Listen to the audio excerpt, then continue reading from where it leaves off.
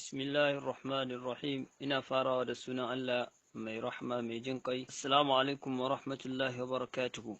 Ya ku ‘yan uwana, wannan wasu abubuwa ne wanda aka yi su da zinare, wanda aka same su a harami a cikin Madina. Aka same su a ina? Aka same su a harami a Madina. Ku duba, ya ku ‘yan uwana, wannan fa cross ne fa ake shigar da shi a cikin Madinatul Munawwara. Duk wanda daga cikin mu ya sai wannan, haka zai shiga da shi cikin harami. Ku duba irin wannan mummunan aiki don kwa taimakawa addinin musulunci. Ku duba wannan babban laifi, ku duba wannan babban zunubi. Gunki a cikin Madina, hasbiyallahu wa ni'mal wakil fihim. Allah ya isan mana, madalla da Allah shine abin dogaro. Allah ya isan mana daga sharrin su. Kai, waɗannan mutanen mabannata ne. Da a ce kowannen mu zai sai ko da a ce sinki guda ne na irin wannan abin, sai ya buɗe guda ɗaya a ciki, to bai asara ba dan ya buɗe ɗaya ya gani, ba asara bane ya buɗe kowane irin wato sinki ma mutum ya sa ya buɗe ya gani. Ya ku ƴan uwana, wannan fa shine ake shigarwa cikin masallacin manzon Allah sallallahu alaihi wa alihi wasallam. Saboda haka ina fata wannan bidiyo zai kai wa mutane da yawa daga cikin musulmi. Ina fata wannan bidiyo zai kai ga mutane da yawa daga cikin musulmai.